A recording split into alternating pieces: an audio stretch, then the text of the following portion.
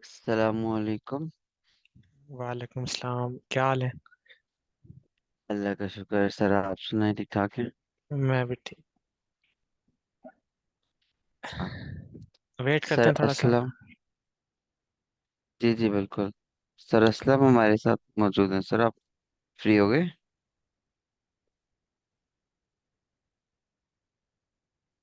वो कोस्ट बना दो इनको। जी जी हेलो अस्सलाम वालेकुम। वालेकुम सलाम।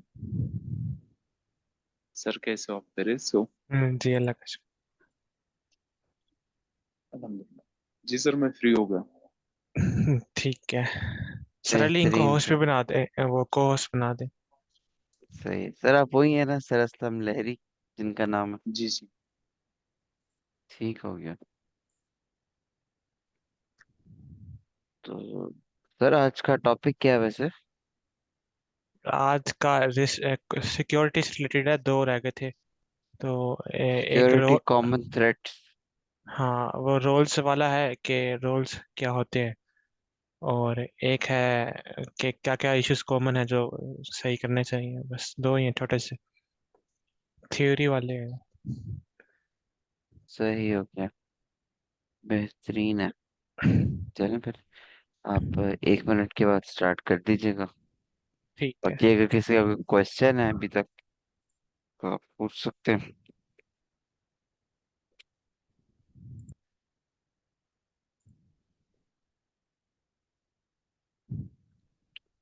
हमारे पार्टिसिपेंट्स नहीं आ रहे। हाँ, दो ने सबमिट असाइनमेंट सबमिट किया मुझे। मतलब देखते सर हैं, बाद में अब्दुल्ला देखते तो हैं। हैं। सर हम्म। अब्दुल्ला तो हैं हमारे साथ। दूसरे कौन है जिन्होंने सबमिट किया? एक महविश अरसलान है, एक तैयब है, दो और सही। भी। बेहतरीन।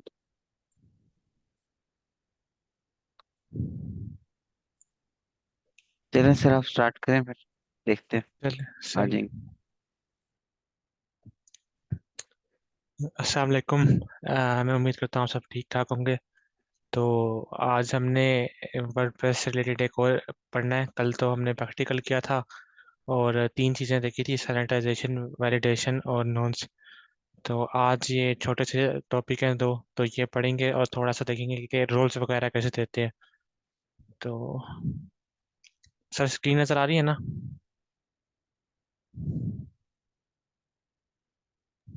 जी सर आ रही है। ठीक है।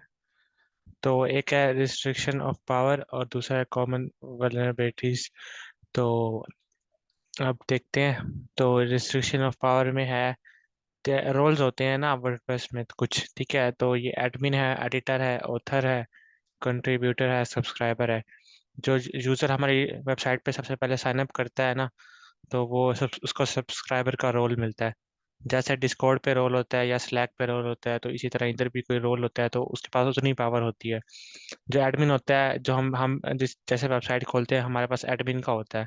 तो यूजली एडमिन एक ही होता है जो बना सकता है, सारी चीज़ें सेट वगैरह करता है। तो एक और तरह हम इसको लें तो यूज़ कैसी है कि फॉर एग्जांपल आपने ना वेबसाइट अपने लिए बना दी, ठीक है। फॉर एग्जांपल वेबसाइट बना दी आपने, और फिर आपने ओनर को भेजनी है, तो आप उसे एडमिन का एक्सेस ना दें, आप उसे एडिटर या ऑथर का एक्सेस दे दें, ताकि वो कुछ चीज़ें छेड़े ना और कोई इशू ना आए। ठीक है, तो इसका ये यूज़ हो सकता है। या फिर अगर आपकी ब्लॉग ब्लॉग वेबसाइट है, तो आप के पास ऑथर्स हैं, वो लिखते हैं पोस्ट वगैरह, तो आप उनको ऑथर का रोल दे दें, वो आपकी वेबसाइट पे ऑथर बस लिख सकते हैं, मतलब के पोस्ट वगैरह और आर्टिकल। तो उसमें भी इसका यूज़ हो सकता है। तो यही है बस रोल, के हर रोल के पास डिफरेंट पावर होती है। ये तीन पांच रोल्स हैं, ठीक है। सब्सक्राइबर सबसे नीचे वाला रोल है, एडमिन ऊपर वाला है सबसे। तो ये एक ही होता है, यूजुअली दो भी हो सकते हैं, एडमिन तीन भी हो सकते हैं, लेकिन जो हम पहला अकाउंट बनाते हैं तो उस पे एडमिन का रोल होता है, अभी देखते भी हैं।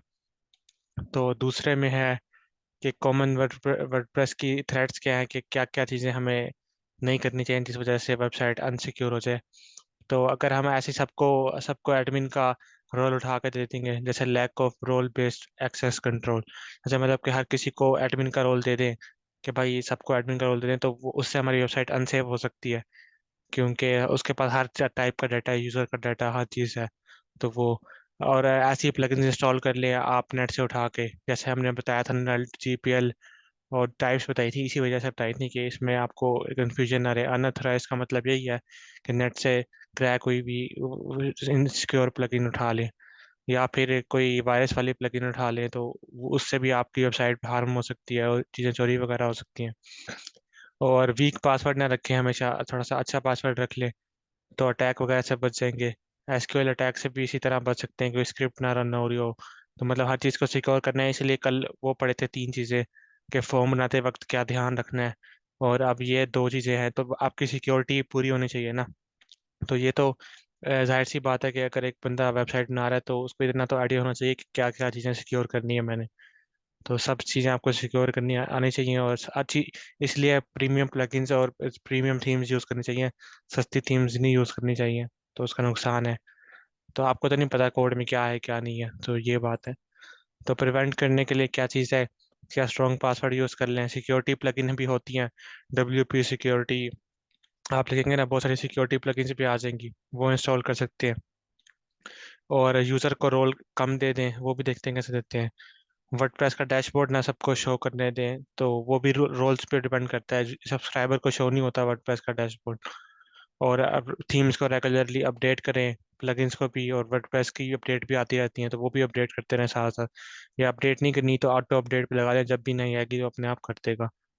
तो ये है बस। अब इसके बारे में देखते हैं। लोकल WP डाउनलोड कर लिया था, तो वो सिंपली खोलना है जैसे खोलते हैं हर दिन, और लॉगिन करना है।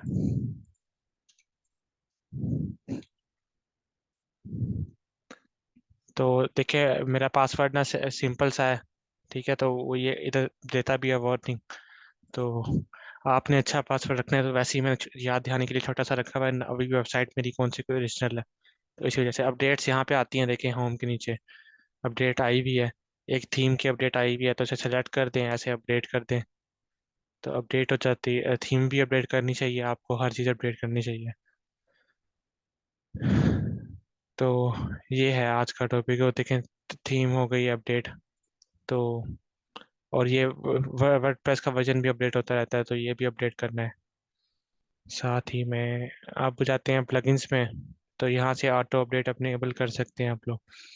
तो एक प्लगइन ऐड करते हैं, पहले रोल्स दिखाता हूँ। ये देखें यूजर्स हैं, ठीक है, ऑल यूजर्स पे जाएंगे। रेयान मेरा पहले एक ही यूजर है वेबसाइट में, और उसका एडमिनिस्ट्रेटर का रोल है, ठीक है। तो एक ऐड यूजर भी कर सकती है, नाम, ईमेल, फर्स्ट नेम, और जो भी आपने पासवर्ड उसके लिए रखना है, ठीक है, उसका रोल आप दे सकते हैं, उस ये तीनों रोल, ठीक है। तो ये सिंपली आप रोल भी सिलेक्ट कर सकते हैं, या फिर जब लॉगिन साइन अप करेंगे तो सबका सब्सक्राइबर रोल ही होता है। तो प्लगइन्स में जाते हैं, और एक प्लगइन है जो यूज़ करते हैं, मेरा नाम थोड़ा सा माइंड से निकल गया, अभी आ जाएगी सामने। ये है यूज़र रोल एडिटर, ये वाली। तो इससे आप, मैं दिखाता हूँ इसका क्या यूज़ है और ये कैसे काम करती है। और एक और ये है अल्टीमेट मेंबर, जिससे आप login page, sign up page बना सकते हैं, और मेंबरशिप बना सकते हैं, ठीक है, यूज़र प्रोफाइल बना सकते हैं। ये प्लगइन भी बहुत यूज़ होती है। और सिक्योरिटी वाली प्लगइन भी देख लेते हैं, एक दफ़ा मैं सिक्योरिटी वाली भी देख।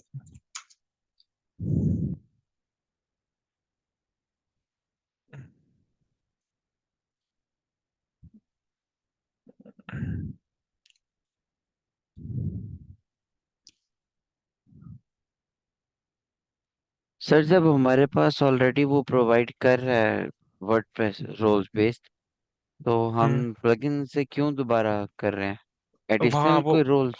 हाँ जी मैं दिखाता हूँ, ये देखें, ये है, इस पे ये वाली प्लगइन यूज़ कर सकते हैं आप, बहुत सारी हैं तो सिक्योरिटी के लिए। वो मैं अब दिखाता हूँ आपको, जो हमने अभी प्लगइन किया है उसका क्या यूज़ है।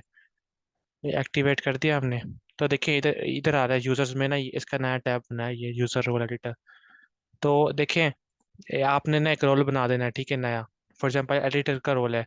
अब इसमें हमारे पास ना और बात आ गई है, मतलब कि और कस्टमाइजेशन और हाथ में चीज़ आ गई है। फॉर एग्जांपल मैं चाहता हूँ भाई एडिटर है ना, वो प्लगइन्स को अपडेट कर दे, ठीक है। अब मैंने एडिटर के जिम्मे लगा दिया, भाई प्लगइन्स भी तू अपडेट कर सकता है, पहले वो नहीं कर सकता था। तो हम यहाँ से देखिए यूजर्स के लिए क्या कर सकता है, रिमूव कर सकता है, डिलीट कर सकता है। तो यहाँ से आपको ज़्यादा उस पर मतलब कि एक्सपीरियंस वो मिल जाएगा, ऑप्शंस मिल जाएंगे सेलेक्ट करने के लिए, आप अपने हिसाब से अपडेट कर सकते हैं रोल को। तो ये यूज़ है इसका, अगर आपने कोई स्पेशल रोल देना है कि फॉर एग्जांपल सब एडिटर का सारे रोल उसके पास हो, लेकिन वो प्लगइन भी अपडेट कर सके, चाहे सब्सक्राइबर है ना वो प्लगइन अपडेट कर सके, तो इसके लिए आप इसको यूज़ कर सकते हैं। तो अगर कहते हैं तो एक एग्जांपल भी दिखाता हूँ मैं, एक स्क्रीन बंद करके ना आप लोगों को, एक सेकंड बस। मैं एग्जांपल दिखाता हूँ एक वेबसाइट में आपको।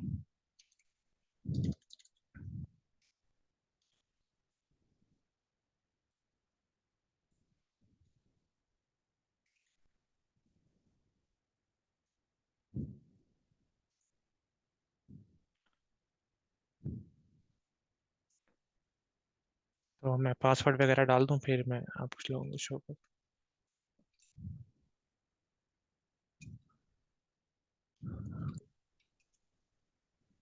तो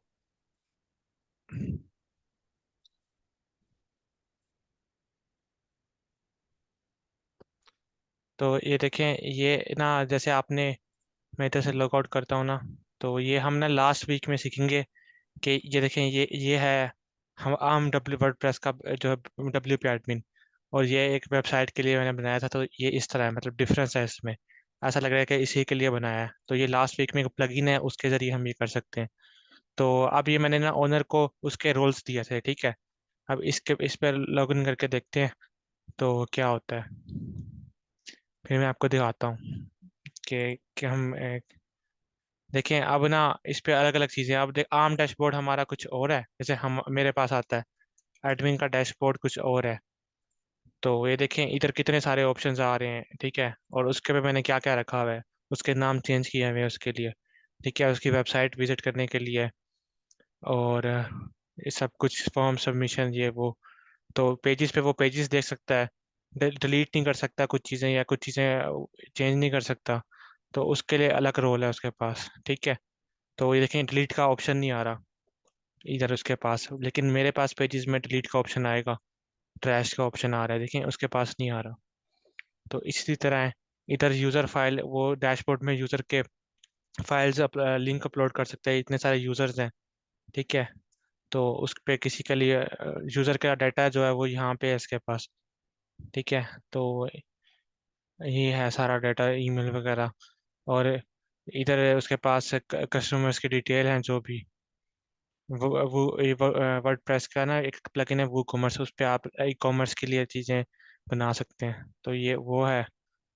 और साथ में इधर से वो ऑर्डर दे सकता है कि कितने ऑर्डर आ गए और क्या हो गया। अभी यूज़ नहीं हो रही वेबसाइट, मतलब बनाई ही है, तो देख सकते हैं कि कंप्लीटेड ये वो। तो अब इसका डैशबोर्ड और तरह है, उसको तो अब इतना सारा नहीं कॉम्प्लिकेटेड चीज़ें देनी ना हमने, कि वो बैठ के ढूंढे कि है कहाँ पे चीज़। देखें यहाँ पे एक बटन है, वेबसाइट इज़ लाइव, तो उसे पता लगता है कि भाई लाइव है। तो सिंपल सा ये है, ये यूज़ है एडमिन का। तो मैंने आपको प्रैक्टिकल चीज़ में भी करके दिखा दिया, ठीक है। यहाँ पे मैंने ईमेल अपनी डाली हुई है, जब वो मुझे ईमेल यहाँ पे अपनी ईमेल डाल के सेंड करेगा तो मुझे ईमेल आ जाएगी। तो ये सीन है इसका। फॉर्म्स के लिए अपडेट यहाँ पे आएगी कि कितने फॉर्म सबमिट हुए। तो ये है यूज़ इसका। तो उम्मीद करता हूँ आप सबको ये समझ आ गया होगा, कोई सवाल है तो यानी पूछे। एक अ, जी सर, यानी यानी बिल्कुल एक डिफरेंट एक्सपीरियंस आप नॉन टेक पर्सन के लिए बना सकते हैं। डैशबोर्ड वही है वर्डप्रेस का, हाँ लेकिन जी। उसको कस्टमाइज इस तरह कर दिया आपने कि अगर कस्टमर यूज कर रहा है या क्लाइंट, तो उसके लिए हम्म, डिफरेंट एक्सपीरियंस है। बिल्कुल हाँ यूजर डिफरेंट। एक्सपीरियंस भी डिफरेंट है उसके लिए, लेआउट भी डिफरेंट है, हर चीज डिफरेंट है। वो बजाय के सारा कुछ करने से हमने उसका लिए रोल उसको अलग दे दिया एक एडिटर का, यहाँ से जाके उस एडिटर का रोल दे दिया, उसके लिए सब चीज़ें चेंज कर दिया एडिटर के लिए। कोई भी एडिटर होगा तो उसे ये रोल दिखेगा। तो अगर कोई और कुछ माइनर सी परमिशन चेंज करनी है कि पेज डिलीट ना हो उससे, या वो कुछ और चीज़ें चेंज ना करे, जो आपको बाद में मसला करें, जब आप वेबसाइट देते हैं और फिर क्या ये पेज उड़ गया, फिर आप उसे कहेंगे भाई आपने क्यों उड़ाया, तो वो फिर मतलब कि कॉन्फ्लिक्ट हो सकता है। तो इस वजह से भी इसका इस्तेमाल होता है कि कोई गलती से कोई चीज़ ना जाए। तो उसके लिए डिफरेंट चीज़ बना दी ताकि उसको आसानी हो नेविगेट करने में। हमें तो पता है ना कि कहाँ पे क्या चीज़ें हैं, ये तो बेसिक डैशबोर्ड है एडमिन के लिए। लेकिन उसको तो अब लिखा हुआ चाहिए कि भाई ये क्या है और ये क्या है, बस उसे पता लग जाए कि ये क्या चीज़ है और ये क्या चीज़ है, वो क्लिक करे और उसे समझ आ जाए बस। उसके लिए सब कुछ चेंज कर दिया हमने। तो एक प्लगइन है, ये उससे चेंज चेंज होता है। तो ये मेरे पास पड़ी पी है जीपीएल में, अल्टीमेट डैशबोर्ड कहते हैं इसे। तो ये डैशबोर्ड को सारा चेंज कर सकते हैं वन टू ऑल। तो ये उससे उस प्लगइन से हुआ है, कोई करता नहीं है, सारे ऐसे ही उठा कर दे देते हैं ये वाली प्लगइन है। तो इससे सारा कुछ हुआ है। तो आपको ये सवाल। तो देखें इधर शॉर्ट कोड्स के लिए भी प्लगइन है, तो आपने शॉर्ट कोड वैसे नहीं लिखने तो आप इस प्लगइन में लिख दें, तो आपको हर चीज़ के लिए प्लगइन मिल जाएगी जो भी चीज़ है। लेकिन उसको थोड़ा सा पहले से समझते हैं तो वो ज़्यादा अच्छी बात होती है, फिर आप प्लगइन का इस्तेमाल कर सकते हैं। लेकिन ज़्यादा प्लगइन से नुकसान ये होता है कि वेबसाइट स्लो हो सकती है अगर आपको पता ना हो। बहुत ज़्यादा भी नहीं करनी, जितना कम से काम हो रहा हो उससे करते रहें। कुछ होती हैं कि जो स्लो कर देती हैं, फिर आपको खुद उसको फाइंड करना पड़ता है, डीबग करना पड़ता है कि भाई कौन सी तंग कर रही है। तो यूजली जो मशहूर मशहूर है जो मैं करवा रहा हूँ वो कुछ भी नहीं करती, लाइट वेट होती हैं। तो ये है। आपको किसी का क्वेश्चन हो तो वो कर लें, सिंपल सा टॉपिक है। HTML से नहीं, उसका तो कोई यूज ही नहीं है ना इसमें। HTML CSS के लिए क्या है, मतलब कस्टम आपने लिखना है तो उसके लिए मिल होगी प्लगइन कोई ना कोई। HTML CSS के लिए अगर आपने वेबसाइट में लिखनी है तो वैसे प्लगइन होगी, उसकी ज़रूरत ही नहीं है, नॉन कोडिंग चीज़ है। तो उसके लिए क्या लिखना है, कोड स्निपेट्स लिख सकते हैं आप। जैसे अब हमने शॉर्ट कोड लिखे थे तो उसमें आप लिख लें वर्डप्रेस जो भी लिखना है आपने HTML CSS। तो उसकी ज़रूरत नहीं है, शॉर्ट कोड इसलिए पढ़ाए थे कि वो उसमें आप कोई कस्टम चीज़ यूज़ कर सकते हैं। तो और कोई क्वेश्चन हो किसी का? उसका प्लगइन का नाम क्या था जो भी आपने यूज किया था वर्डप्रेस के एडिटर्स में, जो रोल बेस्ड था बेसिकली? हाँ वो यूज़र, मैं बताता हूँ ये यूज़र रोल एडिटर, ये प्लगइन यूजर है। रोल। और ये यूज़र के अंदर आएगी, ये यहाँ पे नहीं आती। यूज़र के अंदर ये नया टैब बन जाएगा, देखें डीएक्टिवेट करूंगा ना तो वो गायब हो गया यहाँ से। तो वो एक नया नया टैब आ जाता है यहाँ पे। तो यहाँ पे आप ऊपर रोल चेंज कर सकते हैं हर किसी का, और एक नया रोल भी बना सकते हैं। उसका नाम दे दें ओनर का जैसे, तो उसको आईडी दे दें तो फिर वो रोल भी बन सकता है अलहदा से, अगर आपने इनके अलावा कोई रोल बनाना है वर्डप्रेस की। तो उसमें आप शुरू से ही सारी चीज़ें लिखेंगे क्या क्या देना है मैंने, उसको पावर्स क्या क्या देनी है।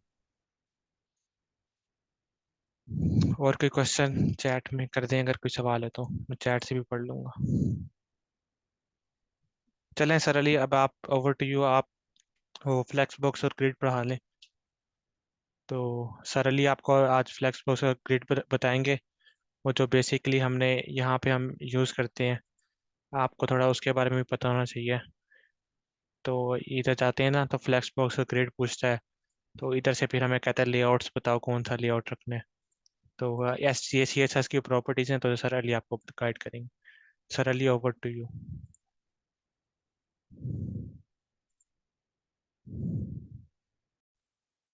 हाँ, थैंक यू सर। मैं बस स्क्रीन शेयर करने लगा हूँ।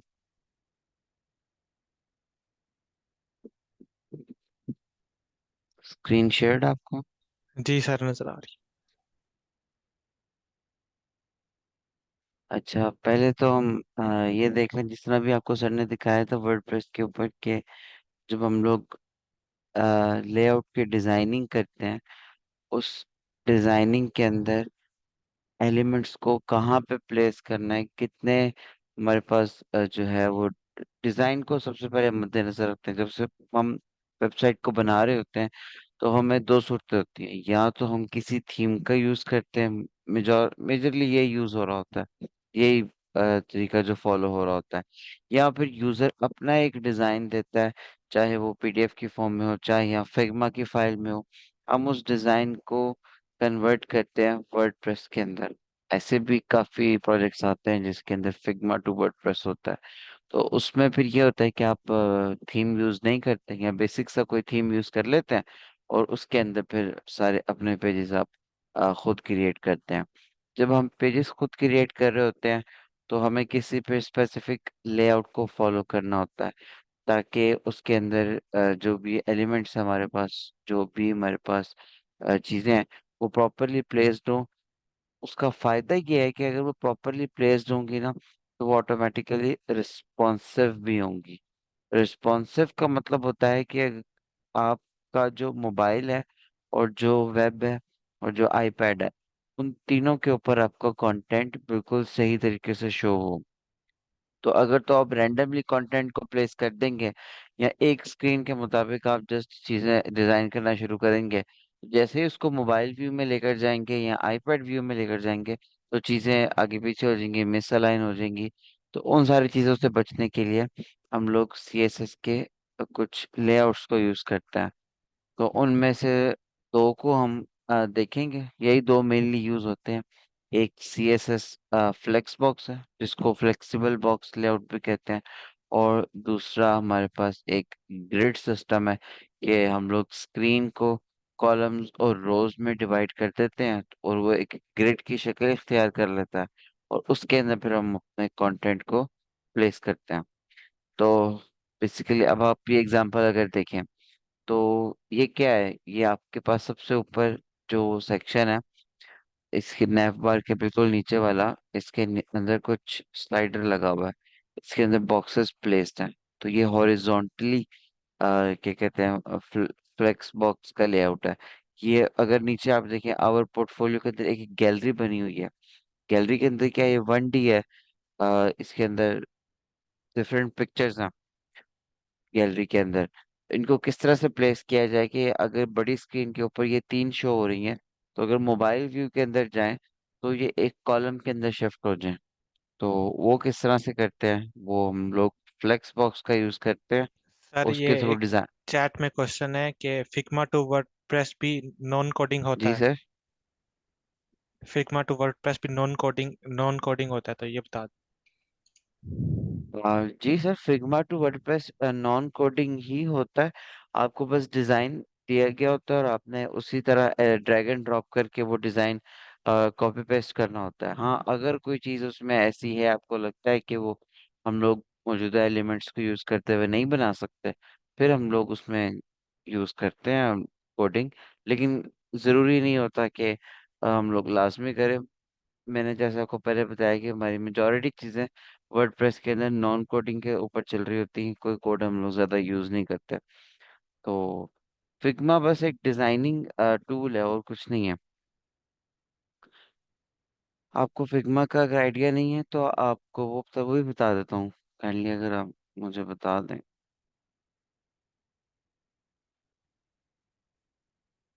अच्छा, तो इसके अंदर जो फिग्मा बस एक डिजाइनिंग टूल है। उसके अंदर डिजाइन हमारे पास आता है। जिस तरह कैनवा एक डिजाइनिंग टूल, उसमें प्रेजेंटेशंस बना सकते हैं। उसमें बेसिकली वेबसाइट का ना एक मॉकअप बन जाता है। डेवलप यूजर क्या चाहता है, वो यूएक्स वाले बंदे से डिजाइन करवा देता है, और हम उसको सिंपल यहाँ पे कॉपी पेस्ट कर देते हैं। हम सर। विद वो ना कोड एक उसको डिजाइन उठा के ना यूज करते हैं। गूगल से, तो फिर दिखाते हैं, फिर क्लियर हो जाएगा कि बस डिजाइन होता है, पिक्चर होती है, तो फिर उसको हम चेंज करते हैं। तो एक डिजाइन ओके दिखाते हैं सर। ताकि समझ आ जाए। ओके सर, मैं एक मिनट दिखा देता हूँ। फिग्मा।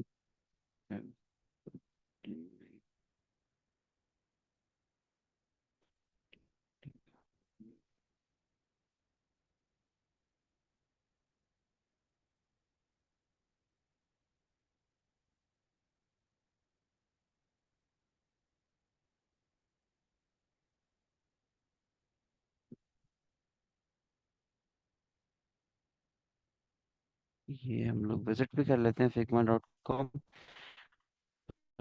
कि आपके लिए एक एडिशनल चीज़ हो, ये अच्छी चीज़ है। अ, जिस तरह ये देखें, कोई भी आप एग्जांपल इसमें से ले लें, तो ये अगर फिग्मा पे डिज़ाइन करेंगे, बेसिकली वेबसाइट डेवलप होने से पहले की जो लुक होती है ना, एक यूज़र क्या चाह रहा होता है, वो फिग्मा के ऊपर हम लोग डिज़ाइन करते हैं। और कुछ भी नहीं है उसके अंदर। ये देखें, जिस तरह अगर आपको मेरी स्क्रीन शो हो रही है, फिग्मा का ये लेआउट होता है।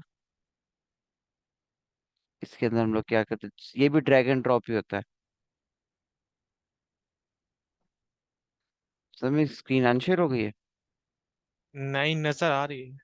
थोड़ी पॉज हुई भी है लेकिन अब सही होगी। अच्छा, अब सही। अब हो रही होगी शो। हाँ, अब सही। अच्छा, ये बेसिकली फिग्मा का लेआउट होता है।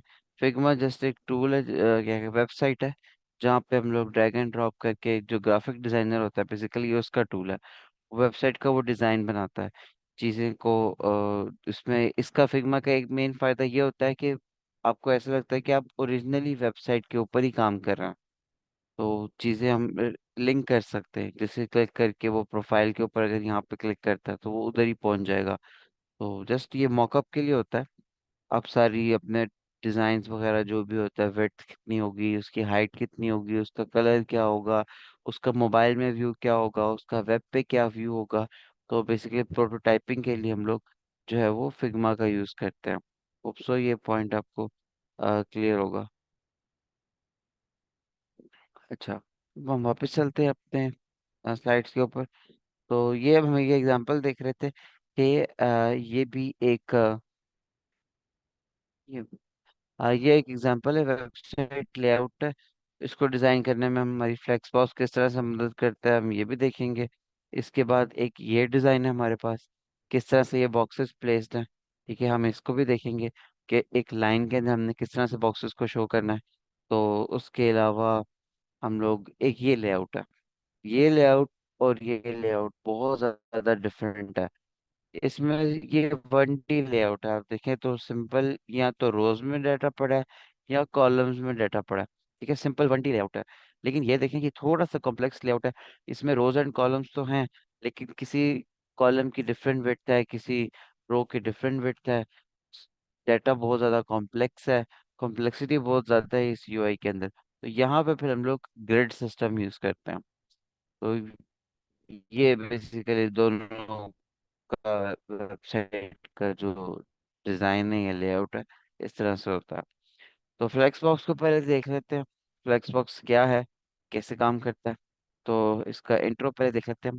बेसिकली वेबसाइट के अंदर ना आपके पास कंटेनर होता है, जिस तरह हमें शुरू में सर सर ने बॉक्स मॉडल पढ़ाया था, ये उसके बाद की चीज़ है। उसके के बाद क्या होता है, आपके पास एक कंटेनर होता है, इसको आप डिव कह लें, सेक्शन कह लें, कुछ भी कह लें। एक फ्लेक्स कंटेनर है, उसके अंदर आपके पास जितने भी मजीद आप डिव्स बनाएंगे ना, उनको फ्लेक्स आइटम्स कहा जाएगा। उन फ्लेक्स कंटेनर जो होता है, आप उसकी डिजाइनिंग अलहदा से कर सकते हैं, और उसके अंदर इंडिविजुअल जो आप डिव्स बनाएंगे, जिनको फ्लेक्स आइटम्स का नाम देंगे, उनकी डिजाइनिंग आप अलहदा से कर सकते हैं। फॉर एग्जांपल अगर मैं इसकी एग्जांपल लूं, इस पिक्चर की, मैं ये चाहता हूँ कि ये कंटेनर मेरे पास, ये एक रो है, ये आवर सर्विसेज वाली, इसके अंदर इसका कलर डिफरेंट हो, इसका कलर डिफरेंट हो, इसका कलर डिफरेंट हो। तो मैं इंडिविजुअली टारगेट कर सकता हूँ बाय यूजिंग CSS की प्रॉपर्टीज, ताकि उनका कलर जो है वो डिफरेंट हो। उस बॉक्स के अंदर जो भी एलिमेंट्स होंगे या आइटम्स होंगे, उनको फ्लेक्स आइटम्स कहा जाता है। उसके बाद ये थ्योरी है, इसका कोई इतना ज़्यादा आपको याद रखने की ज़रूरत नहीं है। बस आपके नॉलेज के लिए आपको पता होना चाहिए कि ये क्या चीज़ें हैं। तो इसी तरह अगर जो बाहर वाला हमारे पास साइज है वो मेन साइज कहलाता है। जो एजेस है हमारे पास, ये main start, main and, cross start, cross and कहलाते हैं हम। तो जो फ्लेक्स बॉक्स होता है, ये कोई एक सिंगल प्रॉपर्टी नहीं है, ये एक होल पूरा मॉड्यूल है कि किस तरह से आप अपनी वेबसाइट को जो है वो डिज़ाइन कर सकते हैं। ठीक है, अब इसकी प्रॉपर्टीज क्या है? चूंकि मैंने आपको बताया ये एक जो बॉक्स होता है, कंटेनर है, एक डिव कोई भी आप ले लें और उसकी आप प्रॉपर्टी जाके सेट कर दें by using a class CSS के अंदर, के डिस्प्ले फ्लेक्स। तो उस वो जो कंटेनर है स्पेसिफिक, वो फ्लेक्स के अंदर कन्वर्ट हो जाता है, वो एज अ फ्लेक्स बिहेव करना शुरू हो जाता है। वो कैसे करेगा भी हम इंस्पेक्ट करके भी देखेंगे। और उसके अंदर जितनी भी आइटम्स है वो हमारे पास फ्लेक्स आइटम्स की प्रॉपर्टीज भी सेट कर सकते हैं। कंटेनर की प्रॉपर्टीज किस तरह सेट करते हैं, हमारे पास या तो हमारे पास हम लोग उसको रो में एडजस्ट करेंगे, जो कि रो की प्रॉपर्टी को यूज करेंगे, या रो को रिवर्स में कर देंगे, तो वो हमारे पास जो लास्ट एलिमेंट है वो शुरू में आ जाएगा अगर रिवर्स कर देंगे। सेम इसी तरह कॉलम में कर देंगे, और कॉलम रिवर्स में इस तरह कर देंगे। अब यहाँ पे बड़ी बहुत अच्छी एग्जांपल है। अगर आप एग्जांपल लें एक वेब की स्क्रीन की, उसके अंदर आप देखते हैं कि हम अगर पिक्चर्स हमारे पास आ रही हैं गैलरी की, तो वो इस तरह हॉरिजॉन्टल में, जो ही हमारा मोबाइल पे शिफ्ट होता है तो वो कॉलम के अंदर चली जाती हैं। तो ये ऑटोमेटिकली नहीं जाती। आप इसके अंदर फ्लेक्स की प्रॉपर्टी को यूज करते हैं और उसके अंदर आप डायरेक्शन बताते हैं कि आपके फ्लेक्स की डायरेक्शन क्या होगी। मोबाइल पे इस तरह आपने दिखाना है कॉलम में, और जो है वेब के ऊपर वो आपने इस तरह से दिखाना है। तो बेसिकली फ्लेक्स डायरेक्शन एक प्रॉपर्टी है। ये हम लोग इसके थ्रू बताते हैं कि हमारी वेबसाइट के जो एलिमेंट्स हैं उनको किस तरह से हमने प्लेस करना। आगे चलते हैं। Flex rap.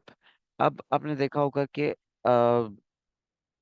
कुछ अगर बॉक्सेस आपकी स्क्रीन से लिमिट कट जाएं, तो वो जिस तरह हम लोग एक्सेल के अंदर आपने देखा होगा, एक सेल से अगर डाटा ज़्यादा बाहर की तरफ निकल जाए तो वो बजाय बाहर जाने के नीचे वाली लाइन में आ जाता है। तो यहाँ पे फ्लेक्स रैप की प्रॉपर्टी को हम लोग यूज़ करते हैं। उसमें हम स्पेसिफाई कर सकते हैं या तो रैप कर दो या रैप नहीं करना, या रिवर्स में रैप करना है। तो ये सारी की सारी प्रॉपर्टीज़ हैं। फिर हम इनको प्रॉपर प्रैक्टिकल भी करके देखेंगे, छोटा सा डेमो करेंगे इसका, और वो फिर कोड मैं आपको भी प्रोवाइड करूंगा। आप खुद से जब करके देखेंगे तो आपको ज़्यादा मज़ीद समझ आएगी। अब जब हमारे पास डाटा आ गया इस कंटेनर के अंदर, अब उसको हमने अलाइन किस तरह से करना है। आया आया कंटेनर के स्टार्ट में शो करना है, तो फ्लेक्स स्टार्ट की प्रॉपर्टी को यूज कर लेंगे। कंटेनर के एंड पे शुरू करना है और लेफ्ट पे जगह खाली रखनी है, तो फ्लेक्स एंड यूज कर लेंगे। सेंट्रलाइज करना है कंटेंट को, कि राइट और लेफ्ट पे सेम स्पेस आपके पास बची रहे, तो हम सेंटर की प्रॉपर्टी को यूज कर लेंगे। और अगर आपने उनको इवनली डिस्ट्रीब्यूट करना है कि ना राइट और लेफ्ट में स्पेस बचे, बस बीच में जो भी स्पेस बचे वो इवन हो, तो हम लोग स्पेस बिटवीन की प्रॉपर्टी को यूज करेंगे। स्पेस अराउंड में ये है कि राइट लेफ्ट में भी जगह बच गई है और बीच में भी जगह बच गई है। और सेम इस तरह से अगर आपने इवनली डिस्ट्रीब्यूट करना है, ताकि हर कंटेंट हर बॉक्स के अराउंड इक्वल स्पेस हो, तो हम स्पेस इवनली का यूज कर सकते हैं। तो इस तरह से है। बाकी ये थी हमारे पास हॉरिजॉन्टली किस तरह चीज़ें अलाइन है। अब वर्टिकली चीज़ें अगर हमने अलाइन करनी है, तो वो इस तरह कर सकते हैं कि बिल्कुल टॉप हेड के ऊपर अगर आपने एलिमेंट्स को प्लेस करना है, तो वो फ्लेक्स स्टार्ट हम लोग अलाइन आइटम यूज करेंगे, और उसको प्रॉपर्टी असाइन कर देंगे फ्लेक्स स्टार्ट की, फ्लेक्स एंड की, या सेंटर की, या स्ट्रेच की, बेस्ड ऑन द डाटा। तो कुछ होती हैं, आपने कार्ड्स देखे होंगे अक्सर वेबसाइट्स के ऊपर, आपके पास कोर्सेज लिस्ट होते हैं, उसके अंदर कार्ड्स होते हैं। अब कार्ड्स के अंदर क्या होता है, डिस्क्रिप्शन होती है, कुछ के अंदर डिस्क्रिप्शन लंबी है, कुछ के अंदर शॉर्ट है। तो वो दो तरीके यूज करते हैं, या तो सी मोर का बटन लगा देते हैं, या फिर वो कंटेंट के लिहाज से वो बॉक्सेस जो है वो स्ट्रेच हो जाते हैं। तो यही प्रॉपर्टीज को यूज करते हैं और उनके थ्रू डिजाइनिंग करते हैं हम। ये बेसिकली सारा कॉन्सेप्चुअल है। आपको पढ़ाने का मकसद ये है कि आपको आइडिया हो जाए कि अगर आपने कुछ कस्टम डिजाइन करना है तो वो किस तरह से आप कर सकते हैं। सेम इसी तरह कंटेंट अगर आपने अलाइन करना है, ये वही है, बेसिकली रिपीट हो रहा है, ये मल्टीपल रोज और मल्टीपल कॉलम्स के लिए, तो वही सारी प्रॉपर्टीज हैं। उसके बाद ये ऑर्डर है। आप एक एक बॉक्स का ऑर्डर बता सकते हैं कि कौन सा बॉक्स आपने कहाँ पे शो करना है। अब वही सेम तरीका है कि आप एक कंटेनर बनाएंगे, उसको डिस्प्ले फ्लेक्स की प्रॉपर्टी असाइन करेंगे, और उसके अंदर फिर जब इंडिविजुअल आइटम्स को एक्सेस करेंगे कि इसका ऑर्डर क्या होना चाहिए, स्टार्ट में आना चाहिए, शुरू में आना चाहिए, तो हम लोग उसके अंदर इंडिविजुअल एलिमेंट को आईडी देके या क्लास देके हम उसका ऑर्डर मेंशन कर देंगे कि ये कहाँ पे हमारे पास प्लेस हो। ये हमारे पास प्रॉपर्टी है ऑर्डर, उसके साथ नंबर।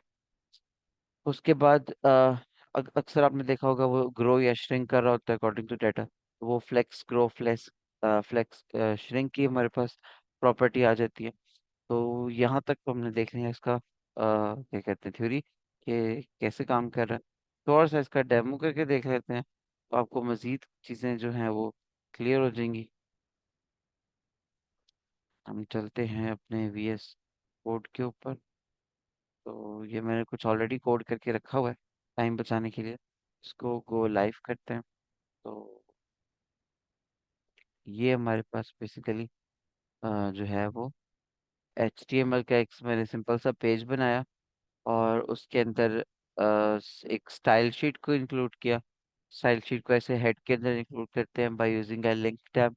तो उसको हम लोग रिलेशनशिप उसका बता देते हैं, उसका जो है डॉक्यूमेंट क्या चीज़ है वो हम कहते हैं स्टाइल शीट है, वो सीएसएस की स्टाइल शीट है। एचरेफ के अंदर उस स्टाइल शीट की लोकेशन बता देते हैं।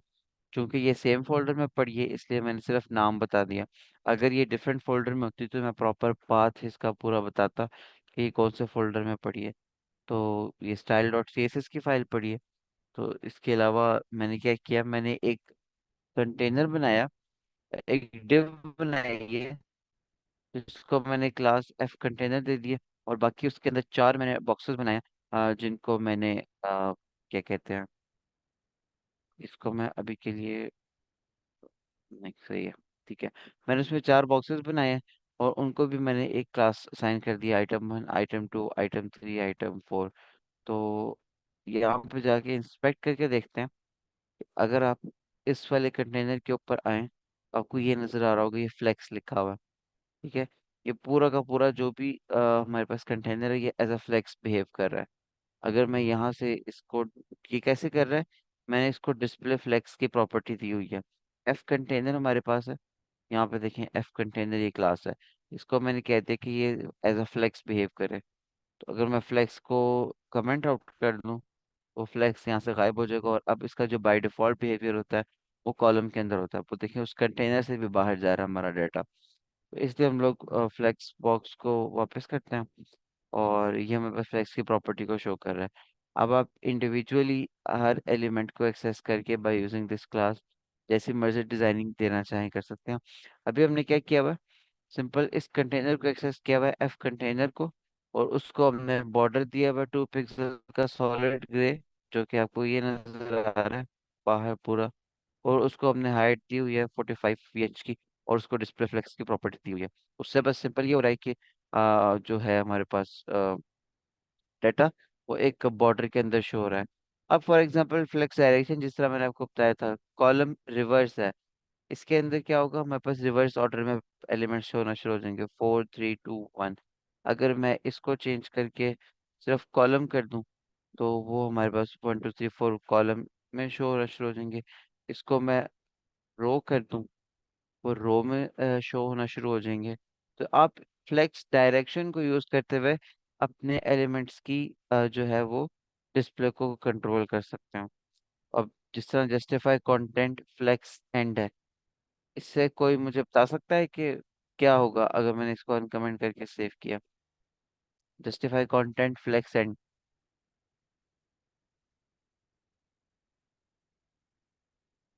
एनीवन, जिंदा है अब्दुल्ला सारे यहाँ पे? और महविश कुछ बोले, आप बताएं क्या सर पूछे हैं तो उसके बारे में बताएं क्या होगा।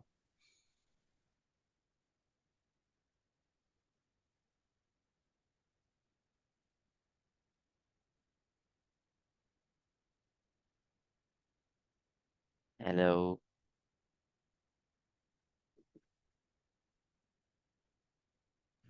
सर अच्छा, कोई नहीं जवाब दे रहे, कंटिन्यू कोई नहीं मसला। तो जस्टिफाई कंटेंट हमारे पास सिर्फ ये करता है कि हमारे पास जो फ्लेक्स एंड अगर हम लोग यूज कर रहे हैं तो हमारे पास जितना भी डाटा है वो एंड के ऊपर शिफ्ट कर देगा। इसी तरह अगर हम लोग जस्टिफाई कंटेंट फ्लेक्स स्टार्ट को यूज करेंगे, जितना भी कंटेंट है वो हमारे पास शुरू में अलाइन हो जाएगा। जस्टिफाई कंटेंट सेंटर को हम लोग अगर प्रॉपर्टी यूज करेंगे तो सारा कंटेंट सेंट्रलाइज हो जाएगा। ये आपको साथ साथ विजुअलाइज हो रहा होगा। इसी तरह अलाइन आइटम्स, मैंने कहा था हम लोग जस्टिफाई यूज करते हैं अपने आइटम्स को हॉरिजॉन्टली क्या कहते हैं सेट करने के लिए। अगर हमें वर्टिकली इनको सेंटर करना है तो हम लोग फिर यहाँ पे अलाइन आइटम्स को यूज करेंगे, अलाइन आइटम्स को यूज करेंगे। क्या ये अनकमेंट क्यों नहीं हो रहा, यहाँ से इसको करते हैं कमेंट।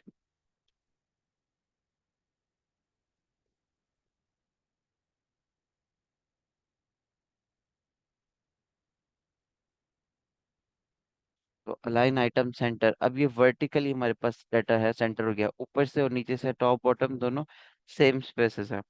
इसी तरह अगर हम लोग अलाइन आइटम्स फ्लेक्स एंड को यूज करेंगे तो हमारे पास आइटम्स नीचे हो जाएंगे। और इसी तरह ये आप सारी की सारी प्रॉपर्टीज को जो है वो टेस्ट कर सकते हैं अपने पास, ठीक है। तो इसके बाद हम चलते हैं फ्लेक्स रैप के ऊपर। फ्लेक्स रैप हम लोग इस तरह यूं कर सकते हैं कि ये जो हमारे पास पूरा का पूरा फ्रेम है, अगर मैं एक चीज करना चाह रहा हूँ, जस्ट अ सेकेंड। ये देखें, ये ऑटोमेटिकली डाटा हमारा नीचे आ रहा है। ये इसलिए आ रहा है क्योंकि हमने फ्लेक्स रैप की प्रॉपर्टी लगाई हुई है। अगर हम फ्लेक्स रैप की प्रॉपर्टी नहीं लगाएंगे तो वो डाटा नीचे नहीं आएगा, वो उधर ही कंप्रेस होता जाएगा, जिससे हमारा सारा व्यू खराब होगा। Hope so you are getting my point. लेकिन जैसे ही हम लोग रैप यूज करते हैं, तो वो जैसे ही स्क्रीन का साइज कम होता है, तो हमारा डाटा नीचे शो होना शुरू हो जाता है। तो इसके अलावा अगर आप रैप की डायरेक्शन को बता सकते हैं कि वो रिवर्स ऑर्डर में करे या फिर कैसे करें। एक शॉर्टहैंड होता है हमारे पास, फ्लेक्स फ्लो। इसके अंदर पहले हम कॉलम डायरेक्शन बता देते हैं और फिर हम लोग अपनी डायरेक्शन बताते हैं रैप की। तो ये शॉर्टहैंड बेसिकली हम लोग यूज करते हैं इसके अंदर। अब हमने बता दें कि डाटा कॉलम में हो और रैप हो, तो वो ऑटोमेटिकली इस तरह से होगा रैप। ये देखिए, अब वो चौथा बॉक्स ऊपर जा रहा है क्योंकि हमने इसकी हाइट सेट की हुई है। हाइट से ज़्यादा एक्सीड नहीं कर सकती। तो जब हमारी लिमिटेशन सेट है तो वो चौथा यहाँ पे पूरा नहीं आएगा, तो वो ऊपर चला जाएगा। तो ये सिंपल सा एक था फ्लेक्स कंटेनर के वाले से जो प्रॉपर्टीज हैं वो हैं। अब इंडिविजुअल भी आप, ये एक आइटम कंटेनर के लिए हमने किया था। अब अगर आप इंडिविजुअली हर एलिमेंट को, हर बॉक्स को एक्सेस करके उसको आप अपनी तरफ से प्रॉपर्टीज को चेंज कर सकते हैं। अब जिस तरह फॉर एग्जांपल मैं जाऊं यहाँ पे। अच्छा, एक और चीज बड़ी मजे की है। आप अगर यहाँ से एक्सेस करते हैं ना इंस्पेक्ट आके, तो आप एक एक प्रॉपर्टी यहाँ पे आके खुद से चेक कर सकते हैं कि वो क्या बिहेवियर शो करेगी। आपने सिंपली जिस भी एलिमेंट के ऊपर प्रॉपर्टी लगानी है, आप उसके ऊपर क्लिक करें और यहाँ पे आके आप टाइप करना शुरू कर दें। ये देखें, जस्टिफाई कंटेंट फ्लेक्स एंड है। तो ये इसके ऊपर क्लिक करें, इसको यहाँ से आपको सारी बता देगा। आप यहाँ से ट्राई कर लें आपके कंटेंट के लिहाज से कौन सी फिट आ रही है, स्ट्रेच ठीक आ रही है या फिर फ्लेक्स स्टार्ट में रखना है, फ्लेक्स एंड पे रखना है या सेंटर में रखना है। तो आप यहाँ से भी टेस्ट कर सकते हैं आराम से। तो ये वही बॉक्स मॉडल को यूज़ करते हुए ये डिज़ाइन है, तो इसलिए आप यहाँ से भी एक्सेस कर सकते हैं। इसके अलावा ये मैंने यूज़ किया हुआ है आइटम 1, आइटम 2, आइटम 3, आइटम 4, जैसे भी है। इंडिविजुअल को आप एक्सेस करें और अपने मुताबिक चेंज करें। होप सो आपको फ्लेक्स बॉक्स क्लियर हुआ होगा। Any questions? Clear? Sir Rayan, अगर कोई चीज़ इसमें से रह गई है तो आप ऐड कर सकते हैं। नहीं सर, बस यही बता दें कि इसका यूज़ क्या क्या, इसको मतलब याद नहीं करना, प्रैक्टिस कर लें बस। वर्डप्रेस में हमने इसलिए पढ़ी है कि वो जो एलिमेंटल ऑप्शंस देता है ना, कि वो बस देख क्या क्या है, ताकि हर चीज़ का पता हो। तो बस ये गाइड कर दें थोड़ा सा, ताकि परेशान ना हो जाए कि ये क्या है इतना सा। यस, वही मैंने शुरू में भी जैसे मेंशन किया, हम खुद ये सारा कुछ नहीं कर रहे होंगे। अलबत्ता ये जो टर्मिनोलॉजीज हैं, फ्लेक्स बॉक्स, फ्लेक्स ग्रिड, ये जस्टिफाई सेंटर, अलाइन सेंटर, ये सारा कुछ हमें वर्डप्रेस के अंदर एलिमेंट मेंटोर के अंदर हमें प्रॉपर्टीज गिवन होंगी। हम बस उसको यूज किस तरह करेंगे, वहां जाके हम लोग ना थोड़ा सा हो जाते हैं कि ये क्या क्या यहाँ पे आ रहा है।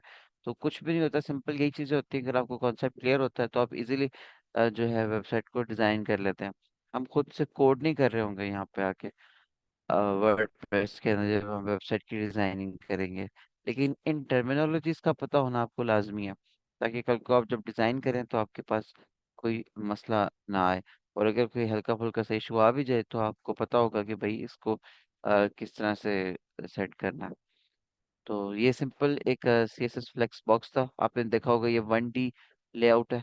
इसके अंदर या तो हम रोज में डाटा कर सकते हैं या सिर्फ कॉलम्स में कर सकते हैं। तो अब वो मोबाइल के ऊपर और वेब के ऊपर किस तरह से हम लोग यूज करते हैं, उसके अंदर वो फिर CSS की मीडिया क्वेरीज होती हैं। हम सेट कर देते हैं कि स्क्रीन का साइज ये है, तो ये इस तरह से डाटा शो हो। जो स्क्रीन का साइज शो होता है कम होता है, हम लोग उसके अंदर उसकी प्रॉपर्टी कम कर देते हैं।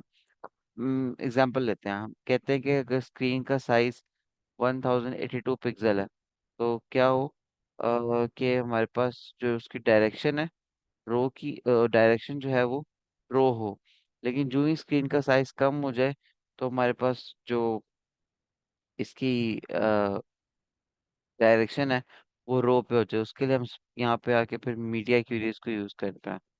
भी हम उसमें नहीं जाते, वो मजीद कॉम्प्लेक्स हो जाएगा। तो बस छोटी सी एग्जांपल थी। अच्छा, तो नेक्स्ट हमारे पास जो है एक डिज़ाइन करने का, वो ग्रिड है। ग्रिड का मैंने आपको डिसाइड किया था, मैं यहाँ से बताऊंगा। उसमें बड़े अच्छे तरीके से उसने एक्सप्लेन किया हुआ है कि ग्रिड का जो लेआउट है वो किस तरह से है। दोनों नहीं हम यूज़ करते एट अ टाइम, हम लोग एक को यूज़ कर रहे होते हैं। दो यूज़ कर भी सकते हैं, लेकिन मेनली हम लोग एक को यूज़ कर रहे होते हैं। एक से हमारा काम चल जाता है अकॉर्डिंग टू द डेटा। तो CSS ग्रिड मॉडल का जो ग्रिड लेआउट है, उसमें मजीद आपको थोड़ा सा ना हाथ खुला करने का ऑप्शन मिल जाता है, कस्टमाइज करने का, कि आप एक रो के अंदर कितना एक जो एलिमेंट को प्लेस करते हैं। अब इसके अंदर ना मैं आपको सीधा सीधा तो ग्रिड्स होते हैं हमारे पास इस तरह से, कॉलम 1 2 3 4 5 6 7 8। तो आप डाटा को फर्स्ट लाइन में अगर आप कहते हैं कि आपने एक हेडिंग शो करनी है, उसके लिए आपको पहले के पहले जो रो पहली रो है वो पूरी चाहिए। अगर आपने एक हेडिंग शो करनी है जिस तरह की है, पूरी की पूरी आपको रो चाहिए, और सारे के सारे कॉलम्स भी चाहिए आपको। उसमें फिर हम लोग क्या करते हैं, CSS ग्रिड का यूज़ करते हैं, और हम स्पेसिफाई कर देते हैं कि इस बॉक्स के अंदर इतनी रोज चाहिए और इतने कॉलम्स चाहिए। उससे फिर हमारे पास इजी हो जाता है हमें डिज़ाइन करना। सेकंड रो के अंदर फिर हम आते हैं, हम कहते हैं कि फर्स्ट कॉलम की विड्थ जो है वो इतनी हो, और दूसरे कॉलम की जो विड्थ है वो इतनी हो। तो इससे आपको काफ़ी कस्टमाइज्ड जो है डिज़ाइन तैयार करने को मिल जाता है। और फुटर का अगेन फिर हम कहते हैं फुल रो और सारे कॉलम्स हमें रिक्वायर्ड हैं। तो ये है। तो ग्रिड लेआउट बेसिकली हमारे पास 2D लेआउट है, जबकि जो फ्लेक्स बॉक्स है वो 1 डायमेंशनल लेआउट है। इसके अंदर भी सेम टू सेम, जिस तरह फ्लेक्स बॉक्स में हमारे पास कंटेनर होता है, कंटेनर के अंदर आइटम्स होती हैं, तो उसी तरीके से ये काम करता है कि जो हमारे पास कंटेनर है वो ग्रिड कंटेनर पेरेंट कंटेनर होता है। एक div होती है, कंटेनर हमेशा div होती है एक, ठीक है। और उसके अंदर आइटम्स को हम लोग क्या कहते हैं, ग्रिड आइटम्स कह देते हैं। सेम उसी तरीके से जिस तरह हमने उसको क्लास दी थी डिस्प्ले फ्लेक्स की, यहाँ पे यहाँ पे हमने क्लास दी थी उसको डिस्प्ले फ्लेक्स की कोड के अंदर। तो अगर हम लोग इसको सिर्फ और सिर्फ पकड़ के ग्रिड कर दें, तो ये एज अ ग्रिड बिहेव करना शुरू कर देगा। अब आप इसके अंदर मजीद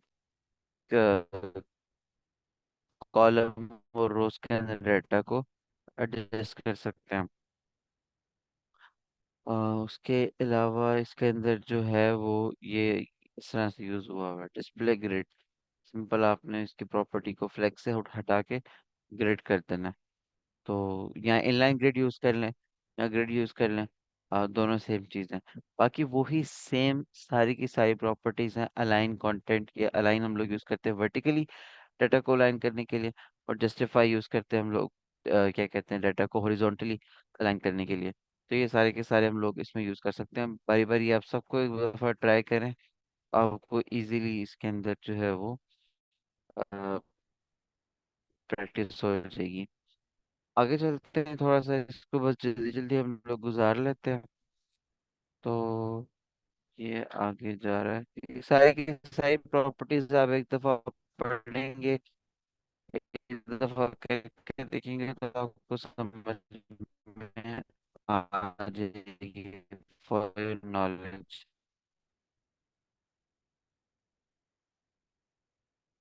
एक हम सेल्फ का भी यूज करते हैं, कि वो डाटा के अकॉर्डिंगली खुद से अलाइन कर देता है कितने उसको कॉलम्स रिक्वायर्ड है, कितनी चीजें रिक्वायर्ड हैं। बस टर्मिनोलॉजी सारी की सारी थ्योरी है।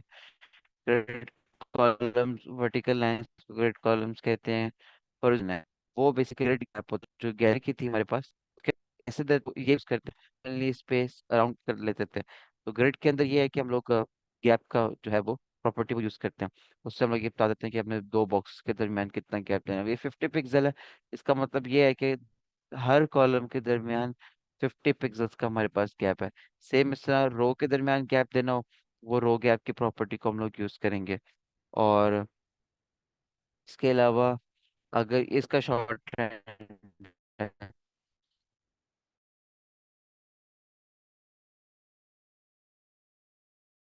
हमने टॉप बॉटम और क्या कहते हैं, सॉरी रो और कॉलम की हमने अगर इकट्ठा एक ही लाइन में गैप को मेंशन करना है तो आप पहले रो का कर दें, फिर आप कॉलम का कर दें। तो आपके पास ये भी एक शॉर्ट हैंड है इसका, सीएसएस का। आप अपनी जो है वो गैप को स्पेसिफाई कर सकते हैं। तो ये अगेन वही ग्रिड लाइंस हैं और जो कि हम लोग यूज करते हैं। इसके लिए 12 बाय 12 का होता है सिस्टम पूरा। तो उसके अंदर आप 12 कॉलम्स एट मैक्स बना सकते हैं और 12 रोज एट मैक्स बना सकते हैं। तो इसके लिए एक और चीज एक्स्ट्रा मैं आपको बता देता हूँ, हमारे पास बूटस्ट्रैप यूज होती है। आ,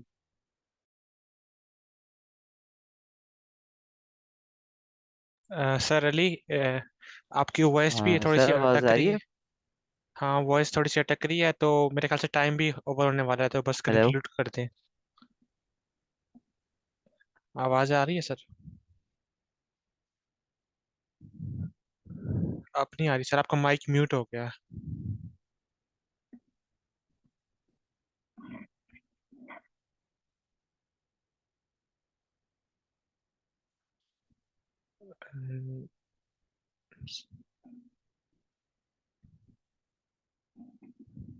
सर माइक म्यूट है आपका। जी सर आवाज आ रही है? जी सर, मैंने कहा कंक्लूड करते हैं, टाइम थोड़ा रह गया है। जी जी बस कर करो, ये टॉपिक खत्म हो गया हुआ है। फ्लेक्स बॉक्स खत्म हो गया, ये ग्रिड भी बस लास्ट 2-3 चीजें रहेंगी इसके जी सर। अंदर। सर आपकी वॉइस बहुत अटक रही है। बस उनको खत्म कर 2 मिनट में दे देते हैं, वाइंड अप करते हैं। अभी भी अटक रही है? जी सर, मे बी शायद मुझे बस इंटरनेट एक का मिनट दे, मैं शिफ्ट कर लूँ इसको। हाँ, करें।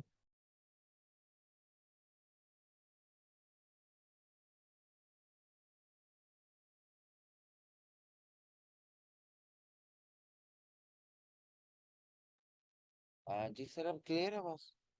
जी सर, अब क्लियर है। सॉरी वो मोबाइल के ऊपर बेसिकली हॉटस्पॉट था तो वो डिस्कनेक्ट हो गया था।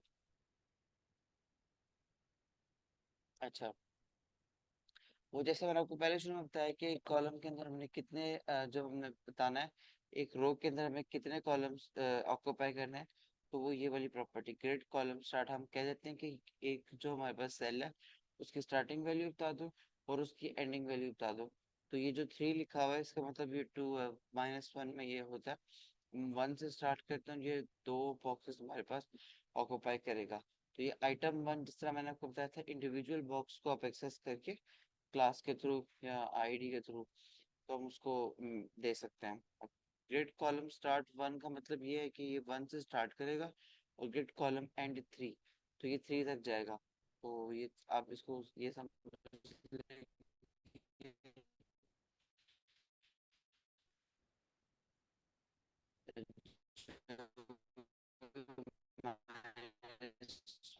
की वैल्यू 3 - 1 2 तक ही जाएगा।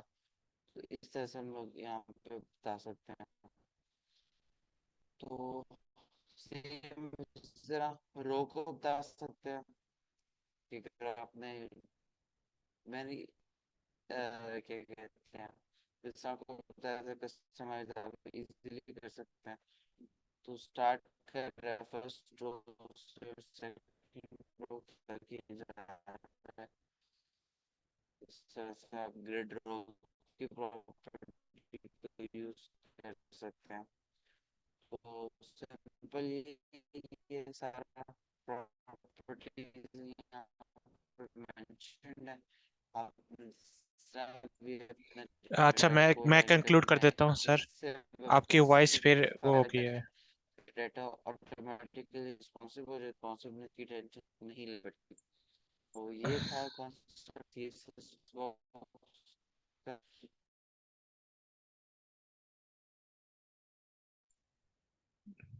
चलें कल फिर मिलेंगे, ठीक है। अभी हम सेशन क्लोज करते हैं। अल्लाह हाफिज।